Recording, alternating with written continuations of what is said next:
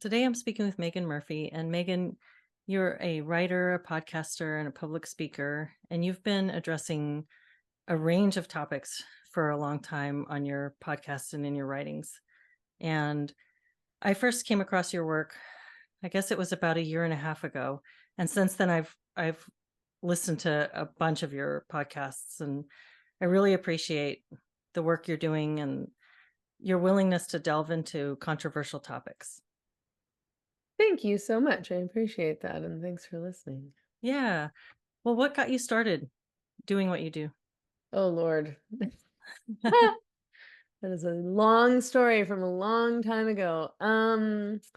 I in about 2007, I was living in Vancouver and I was very unhappy. I was working as a receptionist for the government, and I felt trapped. I wanted to go back to school, but couldn't figure out how to go back to school because I had to pay my rent and I was living paycheck to paycheck. And I was like, the only way I'll be free from this depressing, like office life where I'm like miserable and poor, um, is to give up my apartment and go on EI and move to the island to live in a tent. So that's what I did. I left Vancouver and moved over to a little Gulf island called Denman Island, where like there's like 1,000 people that live on the island year round. And I lived in a tent for a couple months and then moved up into a trailer and eventually into a little cabin without any plumbing. But they had a pirate radio station on the island in a trailer in the middle of a sheep field, and I started doing a radio show. And I would like trudge across the field in my steel-toed rain boots, prepared to like kick a ram in the head if a ram tried to ram me, and sort of semi-prepared to fight off a cougar somehow. And I would read or like I would read from like radical feminist texts, like I would read Andrew Dworkin books and talk about feminism a little bit, and then I would play underground hip hop songs. So it was a very me radio show at the time. Wow. And I eventually started doing classes at the local university on Vancouver Island. I think it's called Vancouver Island University now. At the time it was called something else. Um and I got to a certain point in my degree where I needed to go full time to finish my degree, and I decided to move back to Vancouver to complete a women's studies degree at Simon Fraser University. And when I moved back there, I got involved with Vancouver Co-op Radio and a feminist collective that was doing a radio show over there. We started podcasting. We started a website. I started blogging. And that's sort of how I got into doing what I'm doing now. I was just always did whatever I was interested in. I obviously didn't make any money from it early on. I was just sort of like writing all my opinions on the internet, and I was immediately controversial. Immediately within feminism, I was controversial. On the left, I was controversial. I was always sort of a black sheep. Um, and then, of course, that just got worse and worse and worse as the years went on. Well, that's so adventurous. That's amazing, just taking off and going to an island. Yeah, it was an interesting experience for sure because I was from Vancouver, so I'd always lived in a big city. I'd never lived in a small island. I'd never lived like any kind of rural life. Um, and it was really interesting. I really liked living in a small town. I liked that you would go to the store and you would know everybody there, and you never really had to make social plans because you would just walk across the street and everybody would be at the cafe. There's only one Mhm. cafe. Mhm. Go to the hall, everybody's at the hall. There's only one party on the island. There's nowhere else to be. um and yeah, it was a little bit too dull for me, like Mhm. in the winters, it's dark at 4 p.m. and Mhm. there's nobody anywhere, and I'm in my little cabin that doesn't have hot water or Mhm. plumbing really. And Wow. so, but I now I live in a small town in Mexico, of course, not as small as Denman Island was, but it's sort of the perfect fit for me because it feels like a small town, a small community. You leave your house and you know everybody, Mhm. you know the people at the store, you know your Mhm. friends at the bar, blah blah blah.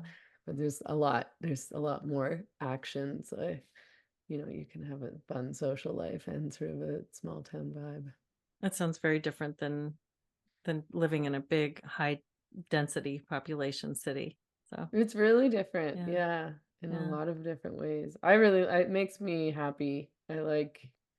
Yeah, again, I like being able to go out and go to the bar or the cafe or just, yeah, walk to the store and you see people you know and you say hi and you Mhm. chat and you know the local dogs. I was just in Vancouver a couple days ago on my way to the island where I am now on Vancouver Island with my family. And I just was like, I just don't like it. I don't think I'm like a Mm. city person anymore. I think Mhm. it feels too cold to me.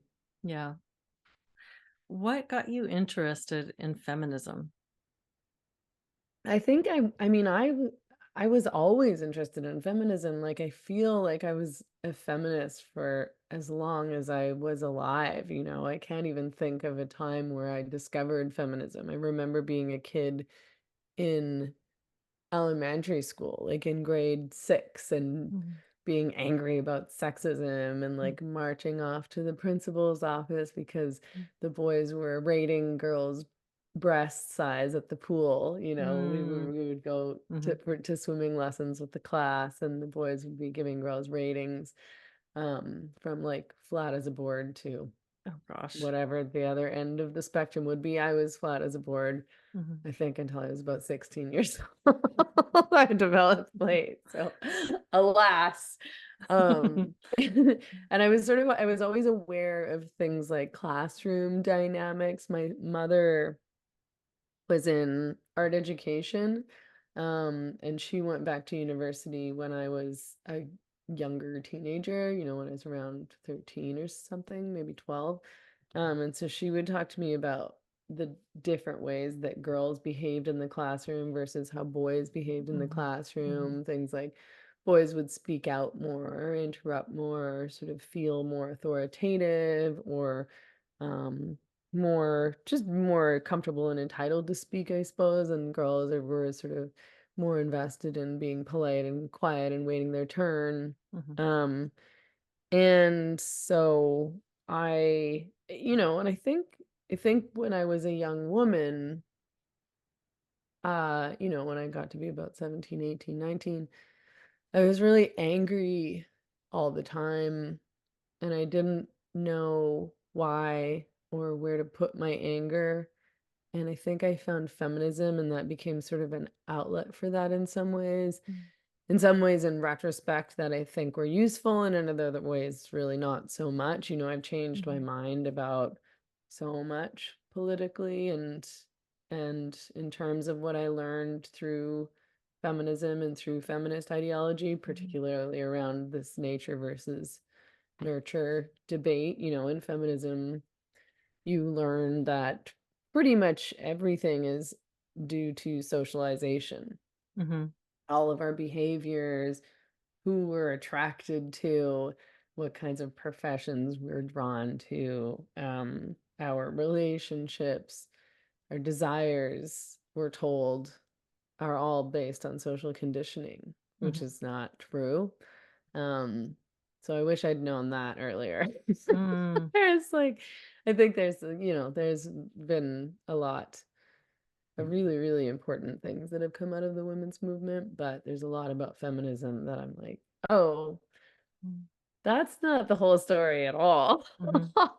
So I've been changing my mind about a lot of things of late and sort of banging the drum about the various things that I've changed my mind about Mm. I think to kind of help younger women better understand themselves and make better choices in terms of relationships and dating and sex and things like that than Mhm. I made in my efforts to like reject I guess, reject femininity in some ways, or reject what I viewed as sort of like sexist ideas about how men and women are. Mhm.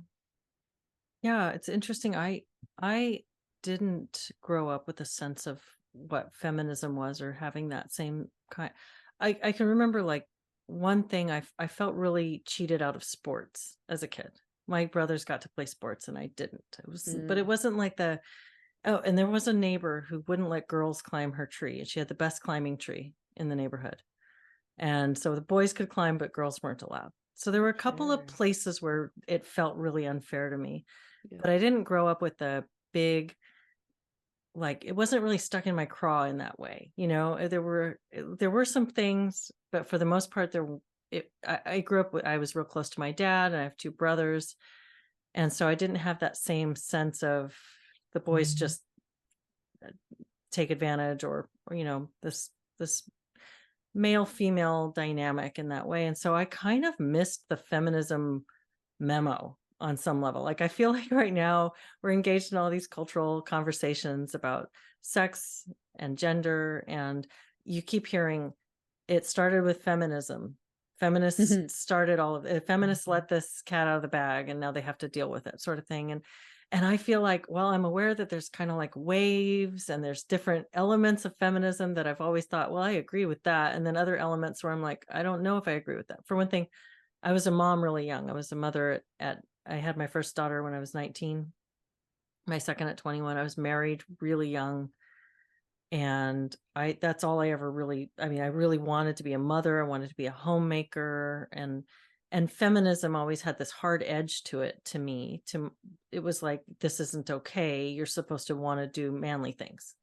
And you're not Hmm. supposed to want to be a, domestic woman. You're supposed to want to be out there like striving in some other way. And so that didn't sit well with me, but it wasn't that I didn't want to have a career in due time. And it's not that I didn't want to be able to own property and things like that. So there are elements of, like you said, the women's movement that felt very critically important in my life, and other things where I just felt like there was a little bit of a disconnect. And so it's interesting to hear you say that you've been reprocessing this and kind of re-examining some long held beliefs. And what is your response to that statement when you hear it, that people, will blame feminism for all of the gender ideology that's happened since?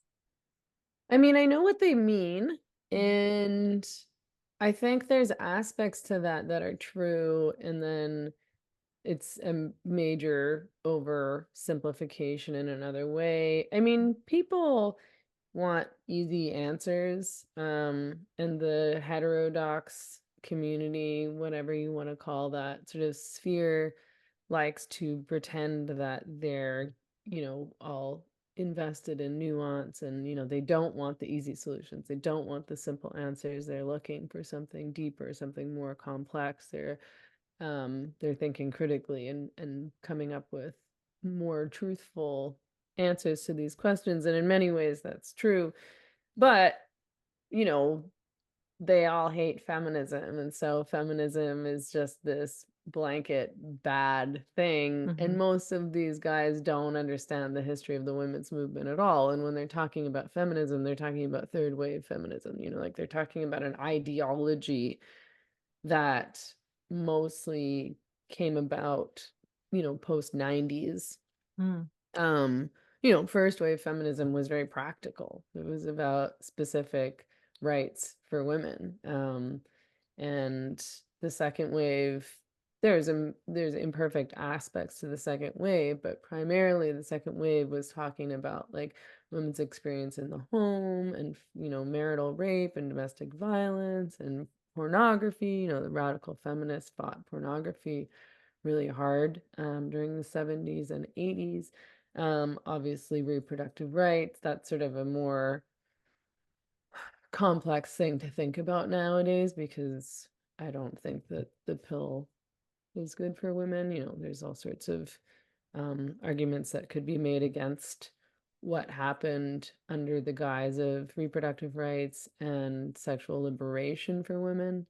But generally, I think that when people are blaming feminism for all of the gender identity craziness, the trans craziness. What they mean is that, it's feminism's, in part anyway, it's feminism's fault that we got this idea that that men and women are the same, that men and women are equal. And I think that's true, like I grew up in the 90s with this idea that men and women were essentially the same, not interchangeable. Mhm. I was a tomboy when I was a kid. I never thought maybe I'm a boy. I just thought I don't like doing girly things, like I don't want to go to ballet and wear dresses and wear pink. Mhm. I want to like have adventures and be kind of bad. But I like and I still, like I connect with men a lot, I've always had a lot of really close male friends. I get along with men a lot, and I think part of that is to do with I don't know. I don't love girl culture. I don't like being fake, and I don't like being polite. I like kind of like burping and swearing and being rude a bit. Um, but it's I got the message when I was a young woman, especially, for example, that women can have sex like men. Mhm. Like men are empowered by casual sex, so women can be empowered by casual sex too. You just have to kind of change your mindset. And the Mhm. reasons that we're not having casual sex, or we're not enjoying casual sex, and we're not like having fun sleeping around, is because of these old Madonna horror stereotypes where women are supposed to be virginal and men can spread their seed. And Mhm. that's not true, like Mhm. there's like biological and evolutionary and psychological reasons that women are less comfortable with casual sex, and those are good reasons. Like women should be less comfortable with casual sex because the consequences are really on them in a lot of ways. Mhm. But also emotionally, I don't think that we're equipped for that. Mhm. Like I think we're built to bond with the men that we have sex with, again, for a good reason. Mhm. And Yeah. I never learned any of that. So I would just try to have sex like a man and pretend that this was feeling empowering to me, but it wasn't empowering to me. And I was always getting hurt feelings because I was Mhm. always falling in love with these boys that I was just having casual sex with. So that ruins the fun, right? You have to pretend like you're not, like pretend like you're not catching feelings. And I think that that vibe has still stuck with us today, like girls and young women are supposed to be not catching feelings and Mhm. using dating apps and hooking up all the time. And like to me, that's just like it's almost like a waste of time.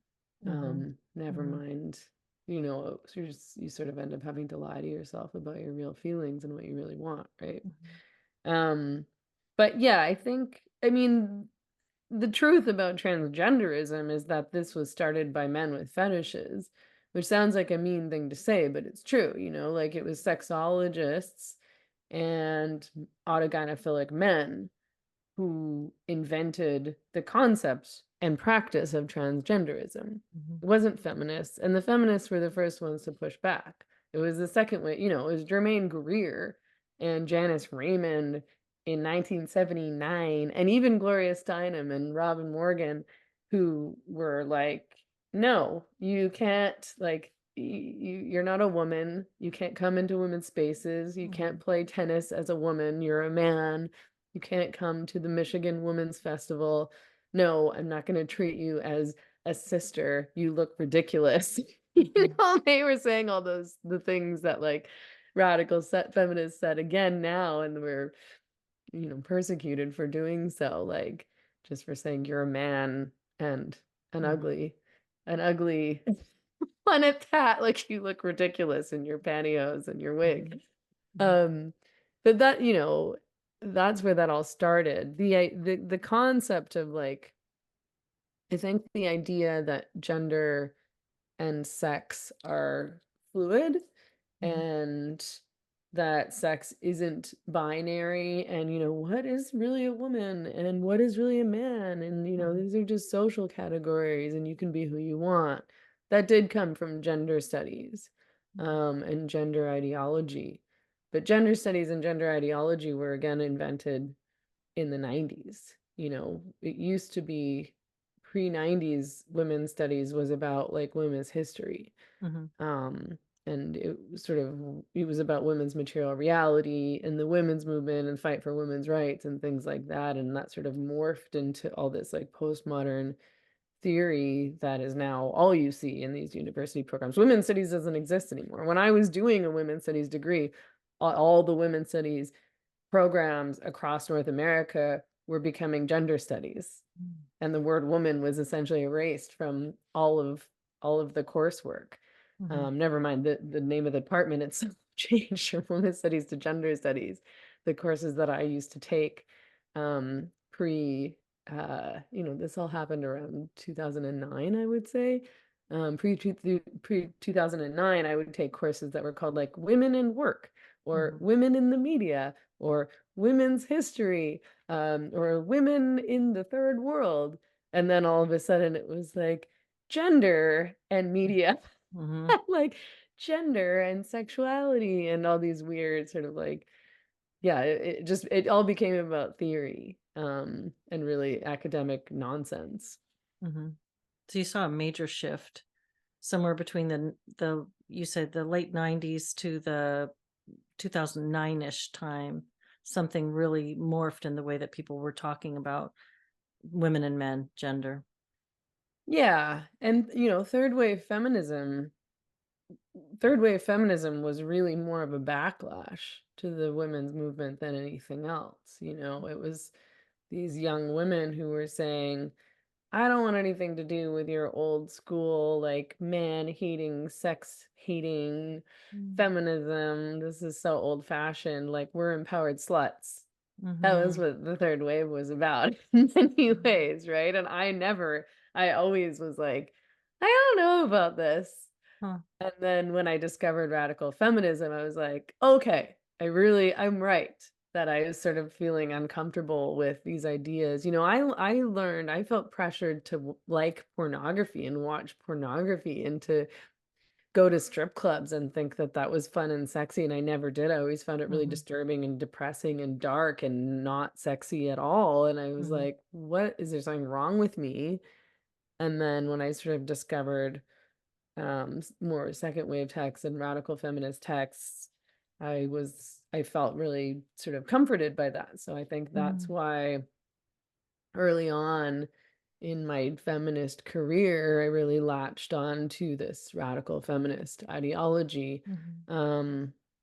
Which, there's a lot of problems with that now too, and I'm much less attached to it. I don't like attaching myself to any ideology really, but it made more sense to me than what the third waivers were doing and saying, that's for sure. Mm-hmm. Mm-hmm. I think one of the you mentioned pornography and this like proud slut thing, this Yeah. empowerment through exploiting oneself sexually almost. I guess maybe that's being too opinionated and I should let you say what you think. But one of the first times I heard you speak was in a podcast with Benjamin Boyce and a woman who does pornography and prostitution. Right. And it was a Ayla. dialogue. Yeah, yeah. Yeah. And the two of you talk, and I I really admired your stance. You remained very consistent and principled throughout. And it was a really challenging conversation because um, I mean, the other party was defending things like rape and incest. And it was, I mean, just kind of this really extreme stuff. But and so anyway, I enjoyed that conversation for listening to you and hearing you stay really consistent throughout that conversation. So um, you were able to step in and have a, a debate really. And I also heard you talk on a monk debate with a psychologist who is a pro porn psychologist, a porn defender. And so you've been pretty bold in that area talking about your thoughts on this, but it's not coming from a prudish stance, it's coming from a principled stance. And so that's also been an area that's been of great concern to me. I feel like as I've gone further and further into discussing what's going on right now with us in terms of sexual ethics with gender and sex and the anything goes sexuality right now. One of the things that was so strange to me when I was in graduate school studying, and that's actually a really interesting Freudian slip that I just did right there, because I was studying in graduate school human sexuality at one point in the counseling program. And the teacher was all about having us primed to accept whatever sexuality our clients brought to us. Like you just have to be accepting. It might be a challenge for you sometimes because if they have certain kinks or fetishes, they might be hard for you to hear. And so you're going to have to control your reaction to them. But remember that, this is all, it can be a healthy thing for this person. And so she relayed a story of a client of hers who was doing scat porn. And that was the first time I'd ever heard that phrase. And so that's why I say it was like a funny slip of the tongue when I said graduate stool. But so and her whole message to us was you might hear these things, don't laugh. And I'm thinking, oh my goodness, really? Like your first thought is laughter when you're hearing that a person you care about, that a person you are consulting with, that is trusting you, and they're opening up their life in front of you, and you're trying to help them to get whatever goals or health wellness goals that they might have on track. Your whole issue is that you might laugh about this. I think this might indicate some serious pathology for this person. What's going on for this person? And so, but the whole study of human psychology or human sexuality that I was exposed to through that applied psychology program was this anything goes.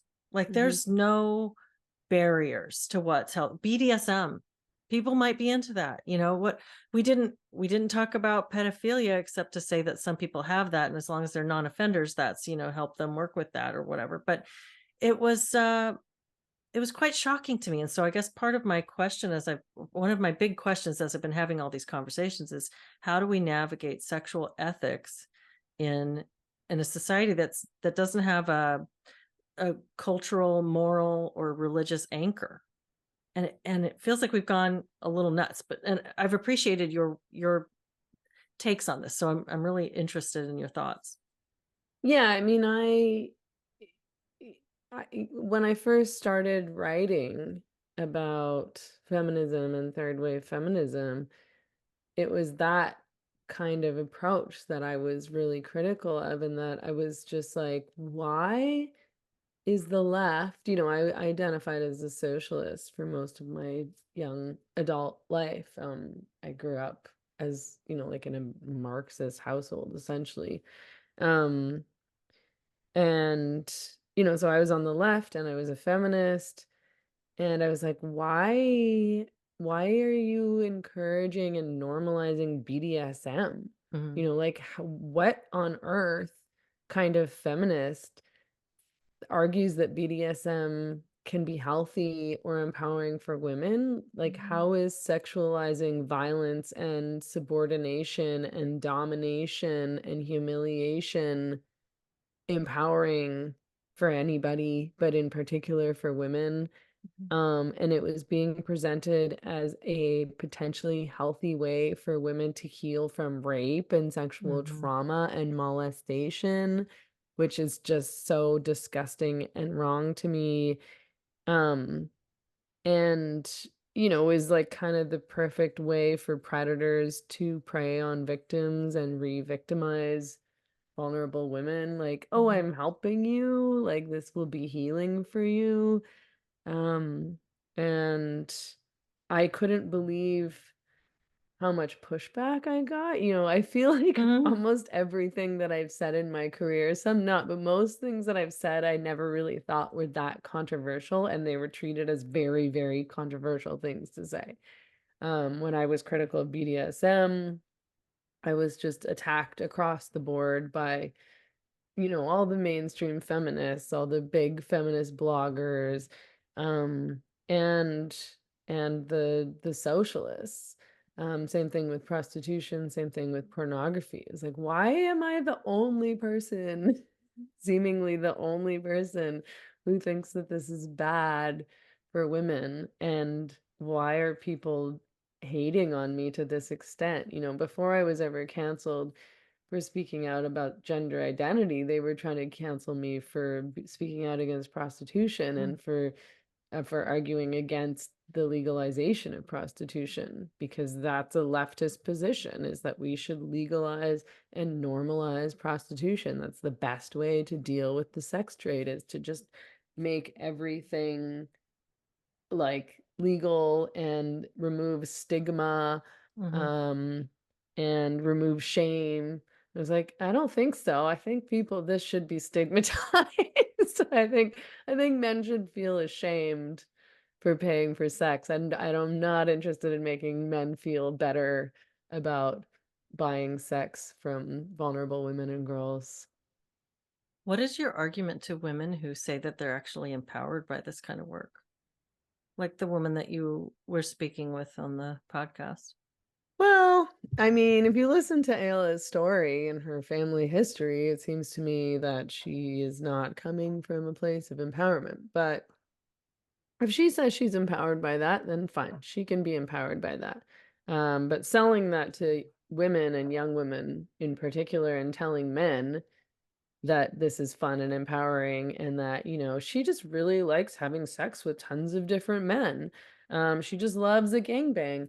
Like, whatever, do you, if that's what you want to do in your private life, then do that. But you're selling OnlyFans to young women and girls, and you're selling this as something that's empowering, and I feel like you're giving men who want to believe that women in prostitution and pornography are really just there because they love having sex, and they love being violated and humiliated and degraded. Mhm. And I think that's a really unethical thing to do. I think it's unethical for her to have taken this position as poster girl for this industry. 99.9% of women and girls in the sex trade are not Ayla. Mhm. They're Mhm. not making that kind of money. Um, they don't have the privilege of, working online primarily. Like, I think she does some escorting, but I think she's mostly doing kind of online stuff. She's made tons of money. Most of women and girls in prostitution have no choice, and they've been severely abused and exploited. And most women in porn and prostitution have histories of molestation and sexual trauma before they even get into the industry. That's how women end up in the industry for the most part. They've Mhm. been groomed. Mhm. I know that word is used in all sorts of different ways now, but I know a lot of women who've been in prostitution. I know women who worked on the downtown east side. um, and they all have histories of trauma, and they Mhm. had, you know, a stepdad or their mom's boyfriend, or they had guys in the house who were molesting them and sexually abusing them, who essentially groomed them for prostitution, because you grow up thinking this is normal, this is your worth. You think, oh, well, all men are going to do this to me anyway, so I might as well get paid for it. Mhm. And yeah, you're taken advantage of as Mhm. a vulnerable kid. People act like, oh, well, if she's over 18, it's okay. But it's like, well, I don't think she just turned okay at 18 and just suddenly decided to enter into the sex trade. There was a path Mhm. towards the sex trade, and she likely was doing this when she was underage, and you're deluding yourself to think otherwise. So, I mean, I think yeah, I think selling OnlyFans in general is unethical. Most women on OnlyFans are making, $70 a month or something. I think that's the Mhm. average. Mhm. And you're creating pornography that's going to be out on the internet online for the rest of your life. You have no control what happens to your images after the fact. Sorry, I felt like I was just about to start coughing. Mhm. And and the whole conversation around how you might feel about this down the line, how it will affect your self-worth, um, how it will impact you psychologically, is completely left out of the equation. Okay, yeah, you can make this choice and make some money right now when you're 19 years old or 20 or whatever, but is this going to make you feel good about yourself? Like, is this a good way to build confidence? Is this really empowering. What does empowering mean? You got Mhm. paid? That's empowering? No, it's not. Like, Mhm. you have to live with yourself. And this kind of stuff does impact you emotionally and psychologically and in other ways. Mhm. So you really feel like it sets up unreasonable expectations for both women and for men, and perhaps sells out the long term for something that's being gained in the short term. For sure. And I think it misunderstands sex. Like, I don't think sex can be separated from your mind and your, it is emotional and it's all connected, your body doesn't end here. Yeah.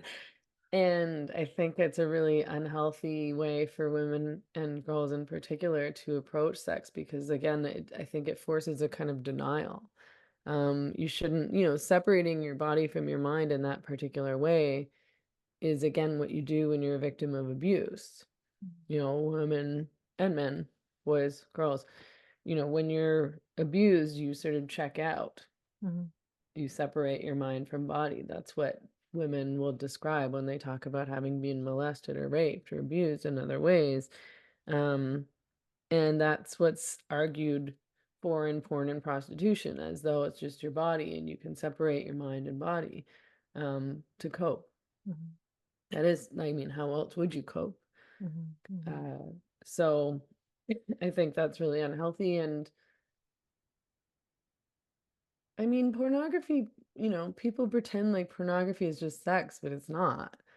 Every time I've ever watched pornography, and I don't even watch the worst of pornography because I don't want those images in my brain. So I'm just watching this vanilla pornography that people insist. They're like, "Oh no, you're just talking about the extreme pornography." I'm like, "No, no, I'm talking about the regular pornography."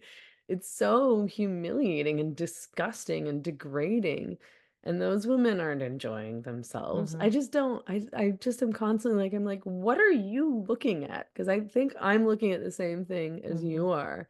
And to me, this is so obviously, y yeah, really degrading. Like, this is Mhm. not, and cruel and often painful and violent, um, and clearly exploitative. Mhm.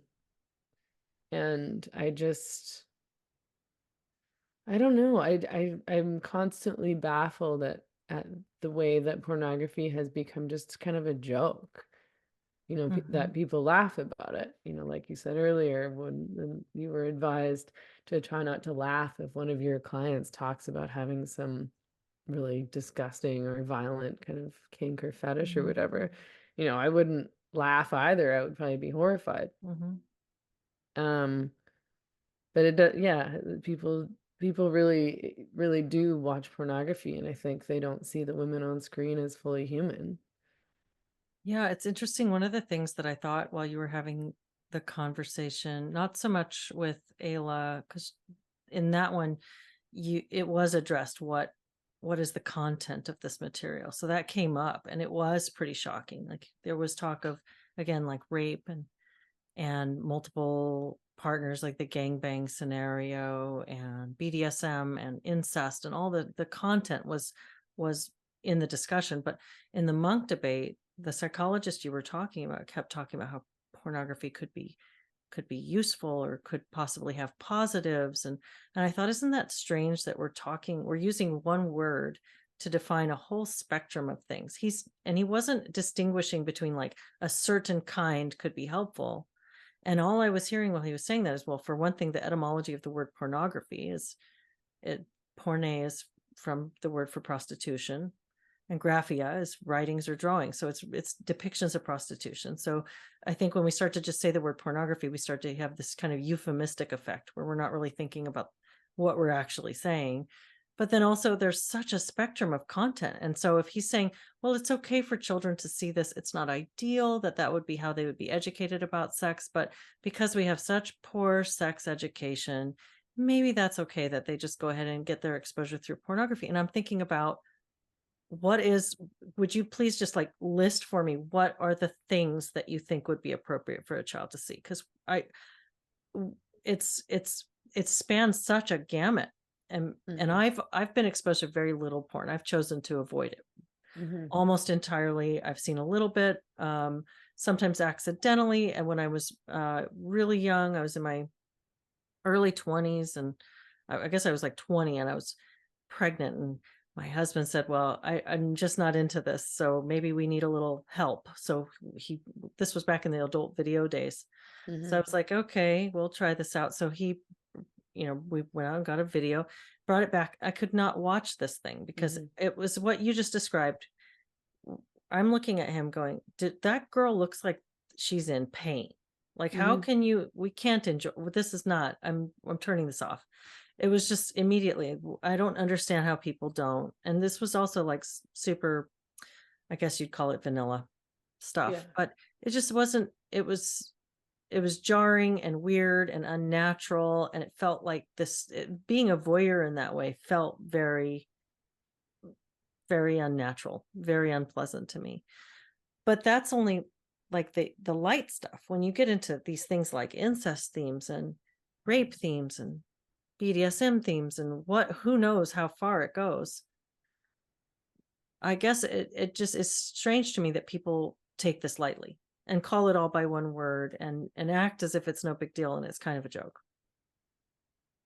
Yeah, I mean, yeah, that's the experience that I had. I remember doing uh we had like a group project when I was in women's studies in college. And the project was like we were gonna get up into groups, and some people were gonna take the pro porn position, and some people were gonna take the anti porn position. You were gonna do a project and a presentation arguing for that position. Mhm. And I chose the anti-porn position because I was anti-porn.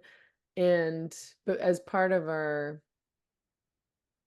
research, we were like, okay, we're gonna go rent. Yeah, this was in the video store days. Mhm. We went to the porn shop to rent porn videos. Yeah.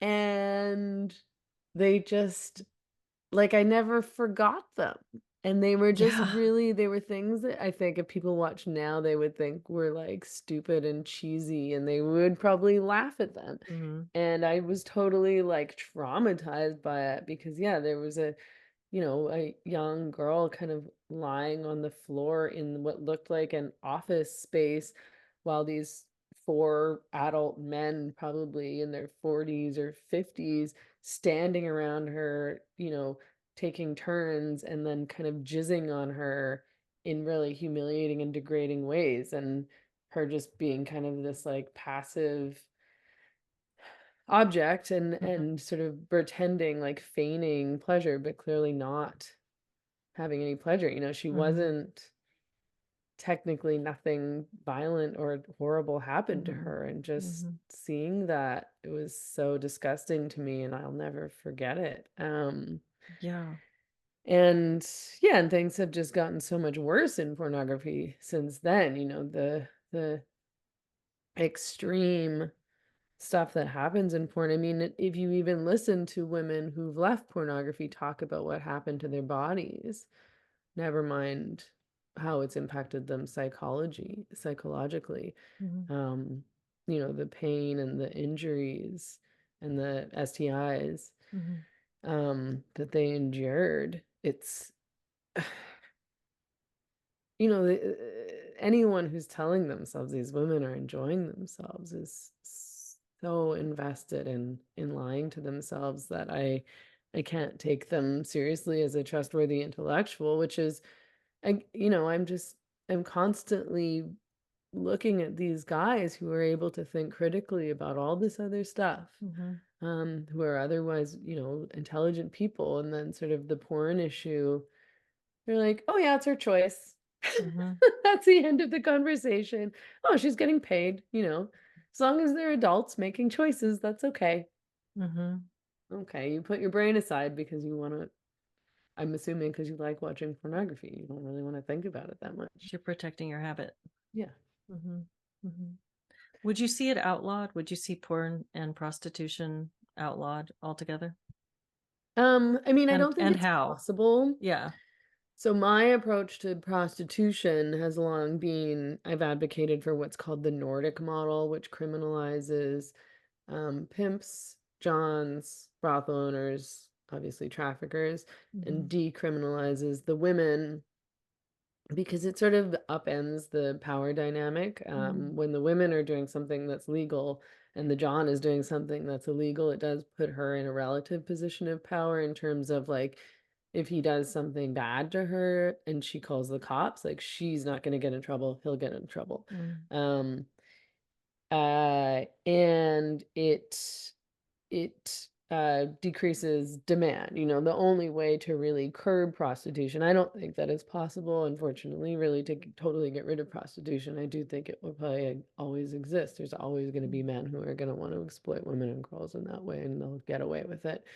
But in places that have adopted this model, trafficking decreases, demand decreases by a lot. And it began in Sweden in 1999, and what happened was that the social cultural view of prostitution changed, where it did become like a shameful thing for a man to buy sex. It was an embarrassing thing, as it should be. You know, a man should feel ashamed and embarrassed to pay for sex. That should be something that is stigmatized again.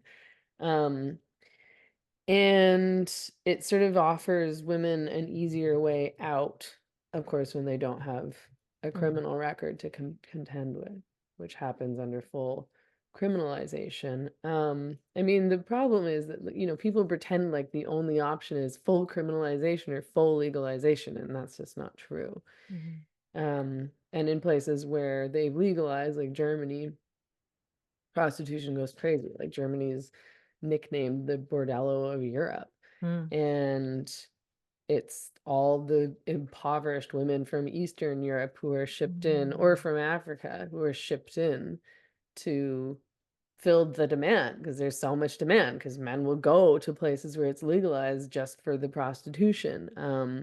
And so it's all these Romanian women, like women who are super poor, Nigerian women, Mhm. um, and many of whom still have pimps. You know, people like to pretend like, oh, they can operate independently, but most women in prostitution still have pimps. They're still giving money to some man, Mhm. their boyfriend, their pimp, their trafficker, whoever brought them over and is Mhm. saying you're indebted to me now.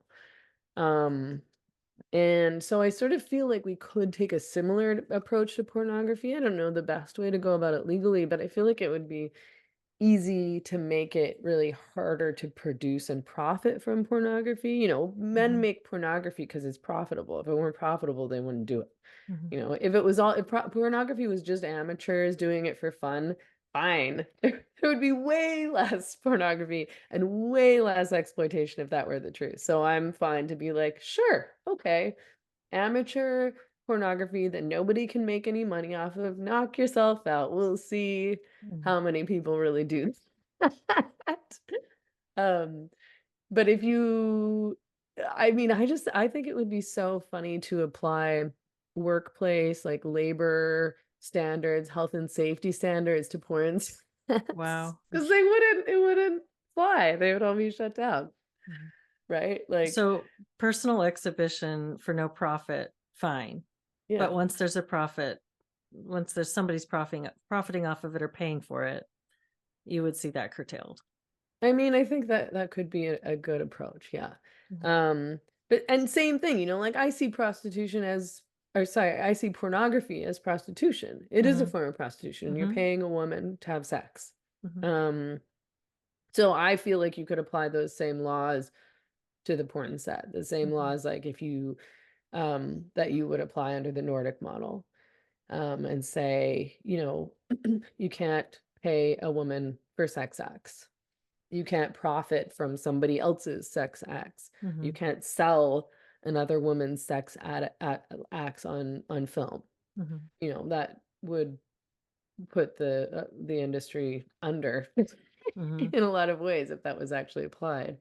So that's been sort of those are my ideas Mhm. about how we could approach these industries.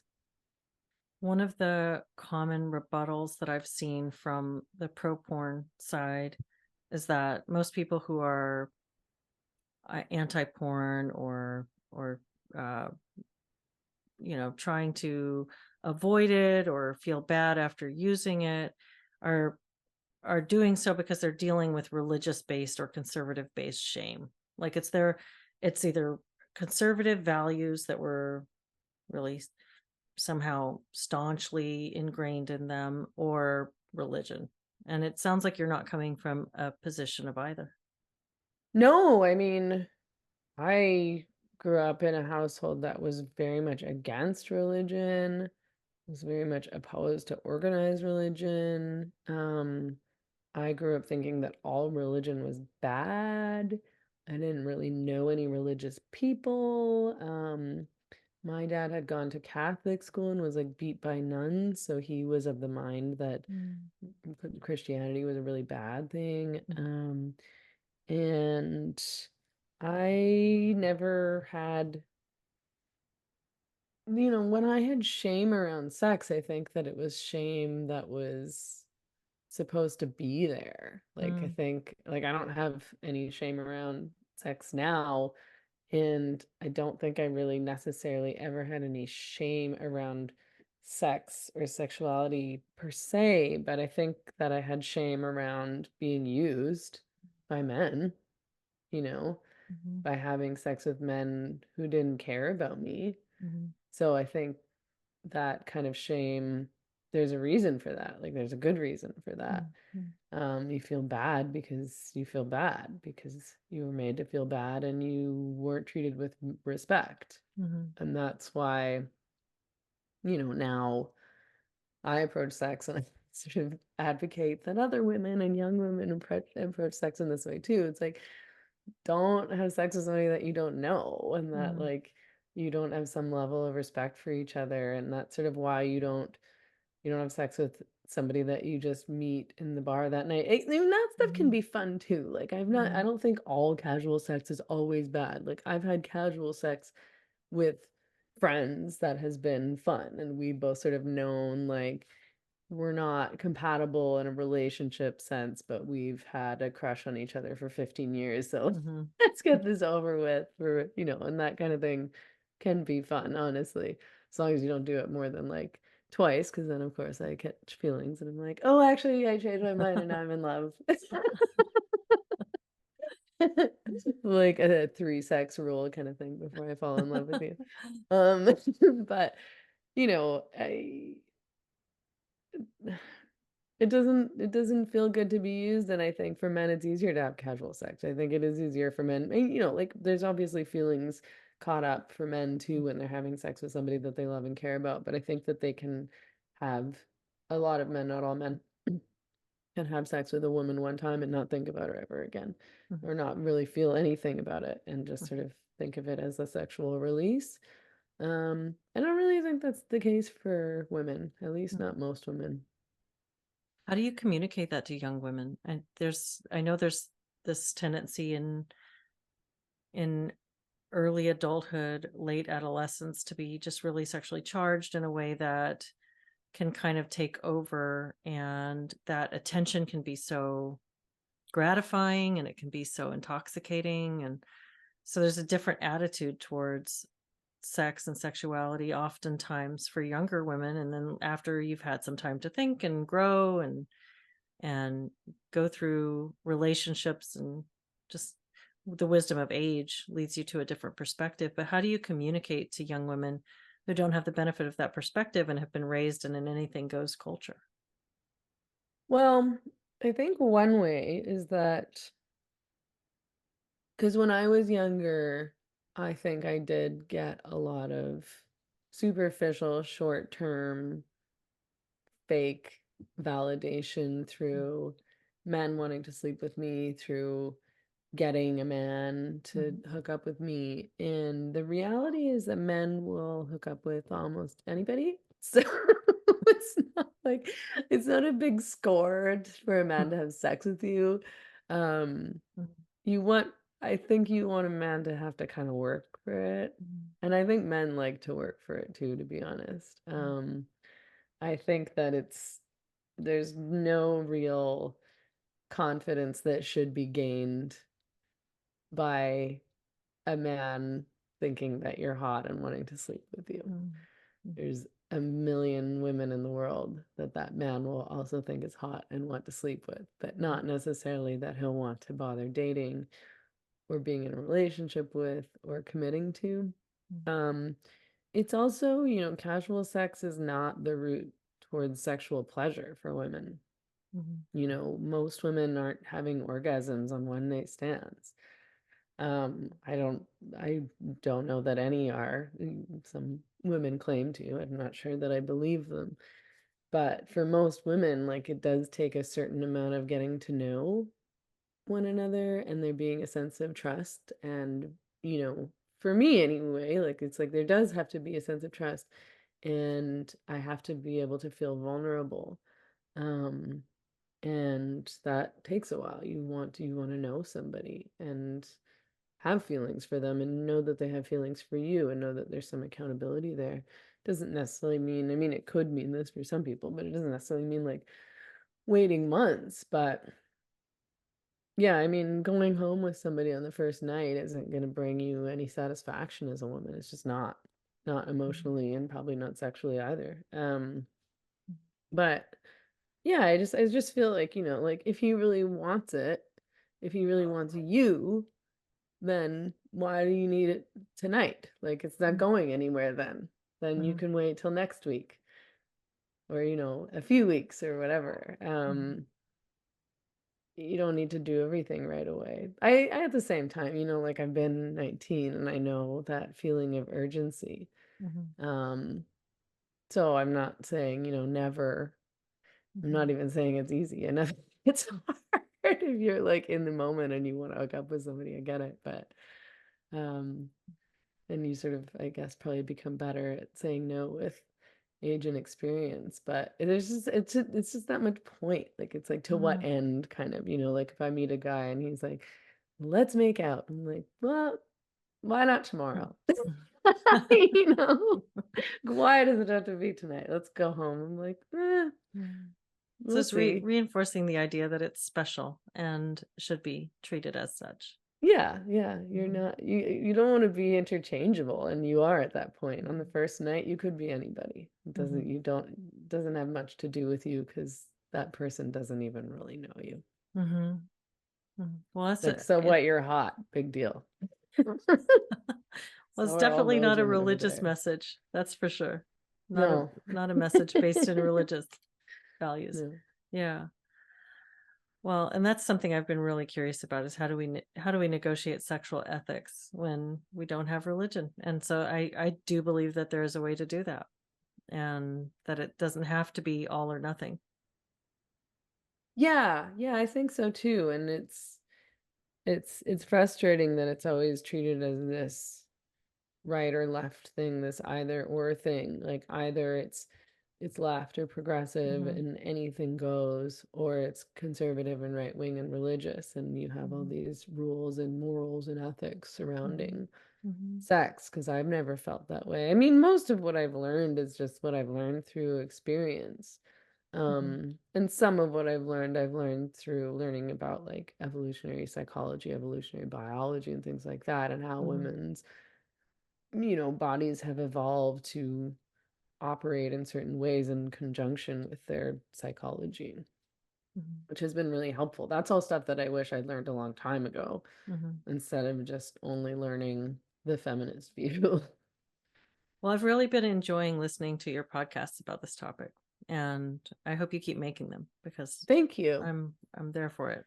Oh, I really appreciate it. Thank you so much. Yeah, I really appreciate you having this just really frank discussion with me. It's been a pleasure.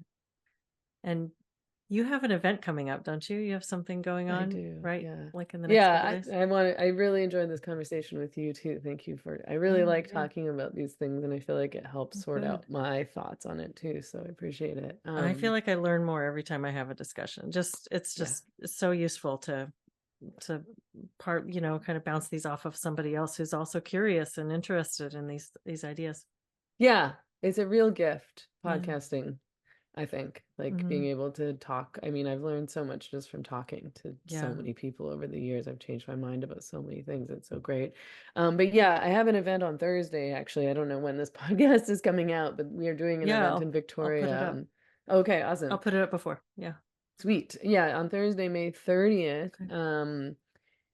In Victoria, we're talking about women's spaces, parental rights, gender identity ideology. This is the first ever event that's happening in Victoria, BC about this issue. I mean, that's critical of gender identity ideology, I should say. Victoria is like an NDP town. NDP is our leftist, our most left Okay. Okay. government, and the NDP has really run Victoria, BC's capital for years and years and years, and they, I think that no one would have the balls to come to Victoria Mm. to challenge this, but I have the balls. So so we're yeah, and people can buy tickets online until Thursday, and then we'll also be selling tickets at the door. Tickets are available at Ticket Tailor, and I'll send you the link, and maybe you can, I don't know, post it in show notes or something like that. But the Yeah. event itself is called Vancouver Island Speaks, Women's Spaces, Parental Rights, and Protecting Kids. So yeah, that's at tickettailor.com. You can find a link to it on my Instagram and Twitter and Substack, which is meganmurphy.ca. So I hope anybody in the Vancouver Island area, Nanaimo, Duncan, Cowichan, Mill Bay, Parksville, I'm thinking like, what places do I know on the island will come. Yeah, I've really been enjoying connecting with people over on the island from like the freedom movement, and there's a lot of parents and people and families over here who are really concerned about what's being taught in schools about gender identity ideology under SOGI. So I'm really excited to have this conversation. Yeah, I hope you get a fantastic turnout. I hope a lot of people come and that you feel really supported. It is a really gutsy thing to do. Yeah, I think it'll be great. We did one in Nanaimo last year and we had an awesome turnout and an awesome discussion. It was super respectful and peaceful, even when there was some disagreement. And it's always just wonderful meeting people in real life. I really Mhm. love that. Connecting Mhm. with people in real life is usually like the best part of these kinds of events for me. I think it's important.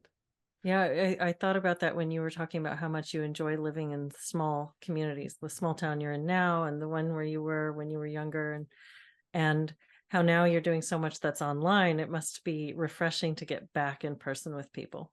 Oh yeah. Yeah, it's Yeah. so important and Yeah. great. And I've tried really hard. I'm like very intentional about balancing my life in that way. I'm like doing my work online and then leaving the house and talking Yeah. to people and being face to face and interacting.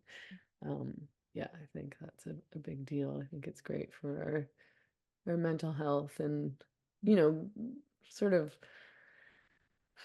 what we see online is not representative of what real normal people think for the most part. That's So true. just for a good reality check, that's good Mhm. also.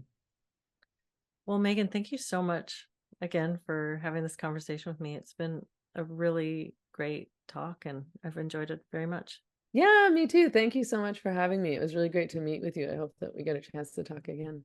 I hope so too. Thanks. Okay, cool. Take care. You too.